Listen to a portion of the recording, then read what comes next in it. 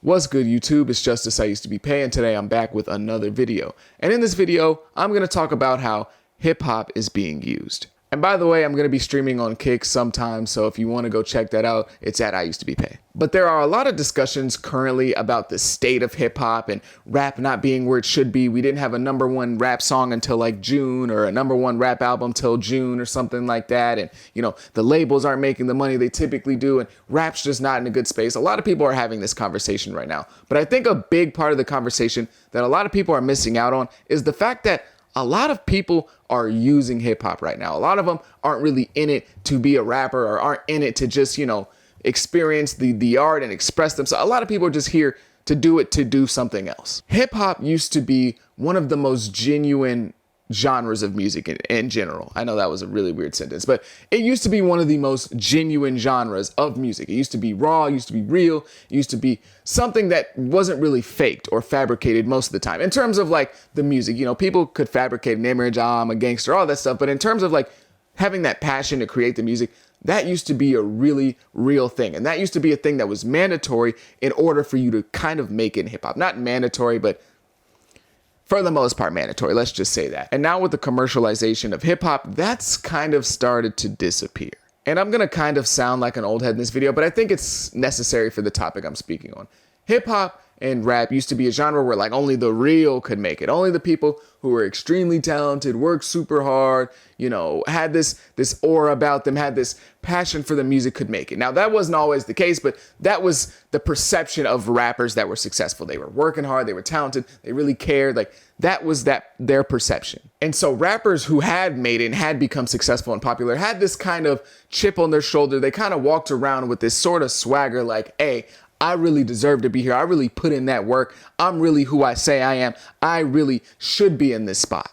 And not only should I be in this spot, but I really do care about being in this spot. And I really do care about my position in hip hop and the culture, and if I'm the best, and if I'm this, and if I'm that. But with the infusion of mainstream pop culture, and really just in general, hip hop becoming kind of mainstream pop culture, that's been lost. This, alongside the expansion of the internet with things like social media, like Facebook, Twitter, and then SoundCloud, and then now TikTok, which is the most extreme version of it. Pretty much anyone can become popular. Pretty much anyone can make it. But not only can anyone make it at any moment almost. So it's kind of led a lot of people to make music not for the passion, not because they love hip hop, not because they want to share their story, not because they're just, you know, starving and they don't see any other way out. A lot of people have started to make music strictly for the virality and clout.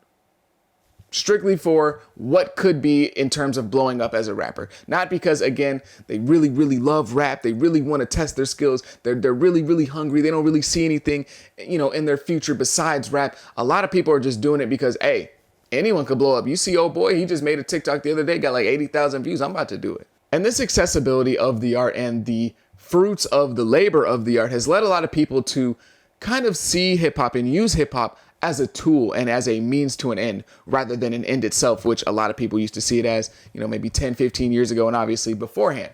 A lot of people are using hip hop as a bridge or a ladder to get to what they actually want to do, rather than actually doing it just because they want to do that thing. And right now, getting lit in hip hop may be easier than getting lit in whatever else they actually want to do. So they'll just make a couple songs, make some music, and hopefully that takes off. Or for some people are actually trying to legitimize themselves as celebrities rather than being seen as like these little socialites online. So what do you do if you're a little socialite on TikTok or Twitter or whatever? You make music, because music is legit. People will see you as legit. They don't see you as, you're just a little TikToker. You're not really a celebrity. They see you as a real celebrity if you can add that musician to your title. So a lot of people have started to make music to kind of get that legitimacy as well. And also to tap into that untapped potential financially that comes with a big following on a TikTok, on a Twitter, or on an Instagram. And using rap as a means to an end isn't a new thing, but I think it's just a little bit different in this modern era. And one of the biggest, foundational moments of this new wave, I would say, is Post Malone. Post Malone is somebody who initially got on in the rap game, in the rap space, as a hip hop artist. And as he grew bigger and bigger, it was very clear that hip hop wasn't really what he wanted to do. Like, he likes it, he enjoys the genre, he still works with rappers to this day, but that wasn't really what he wanted to do with his music. So he started to distance himself a little bit from making rap music and kind of transitioned into that pop/rock artist area that he's in now. And he even provided a quote that went pretty viral back when he initially said it, where he basically said, if you're a fan that's looking for real shit, don't look at hip hop. He said, if you're looking for lyrics, if you're looking to cry, if you're looking to think about life, don't listen to hip hop. There's great hip hop songs where they talk about life and they spit real shit, but right now, there's not a lot of people talking about real shit. Whenever I want to cry, whenever I want to sit down and have a nice cry, I'll listen to some Bob Dylan. And he's since walked back that quote, but I think that quote was really eye-opening in terms of like how he sees the genre. Look, hip hop is fun. It's exciting. You can do your little thing, but there's no real substance. That's kind of how he saw the genre. There wasn't really a lot there for Post Malone. And so once he broke past that first initial barrier of, okay, I'm here. We're having fun. This is great. This is cool. Making a little money. Now I really want to start making my art. I'm going to go over here. Hip hop is cool, but I'm going to go over here. And as weird as it sounds, I feel like that was kind of a launching point for a lot of people really starting to use rap as a tool to get further into what they actually want to do, or using it as a tool for themselves rather than actually just wanting to make hip hop music. But the major market in terms of people who use hip hop is definitely social media stars. People who are TikTokers, YouTubers, Facebook stars, Instagram comedians, whoever else you want to throw into that little socialite bubble. These are the people who are the main culprits when it comes to using hip hop. People who gain a whole bunch of clout, a whole bunch of followers, millions and millions of fans on social media want that real celebrity feeling, because they kind of are celebrities, but they aren't celebrities. You know, you don't look at Charlie D'Amelio the same way you would look at Idris Elba. I know that was a weird comparison, but in general, there's just a difference there. But a lot of them do want that legitimacy that's there with real celebrity status, like musicians, athletes, and actors, that isn't there with socialites. Because when you look at somebody who's a YouTuber or an Instagram comedian, and especially a TikToker, that aura, that presence that's there with celebrities just is not there with those people. So they want that legitimacy. And one of the ways to get that is through music. These social media stars want to break out from the social media box and become real celebrities. And I think one of the best examples I can give for this is Jake Paul and KSI. Both of these guys started a rap career when they were extremely big on YouTube. And it wasn't like they were just like, oh, making a little song here and there just because like it's funny.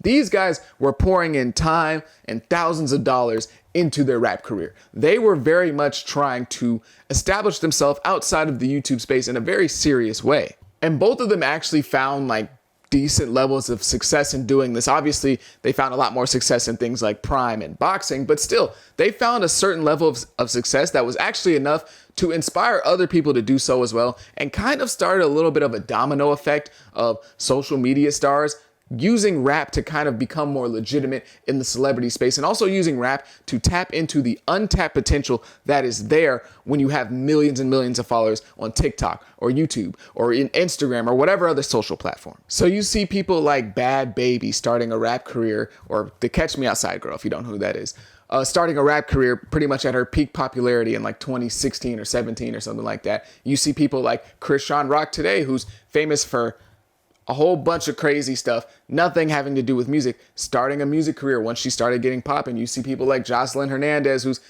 I guess she's a little bit more of a real celebrity since she's on TV, but still trying to use hip hop as a platform to boost herself even more. Blueface's other baby mama is now making music after kind of being popular. I don't know what she really did beforehand. She was just kind of there. But again, we see a whole bunch of people using hip hop and using the hip hop space as a kind of gateway to legitimacy, or a gateway to more money, or a platform to go on to do other things, because that doesn't really exist when you're only on TikTok. You can't really do these things. You can't really get invited to the Met Gala if you're only on YouTube. I mean, you can if you're one of the top dogs, but you get what I'm saying. There's a lot more opportunities once you become musician. Once you can throw that under your title, once you can throw rapper underneath your Wikipedia page, it puts you in a place where you're a lot more legitimate.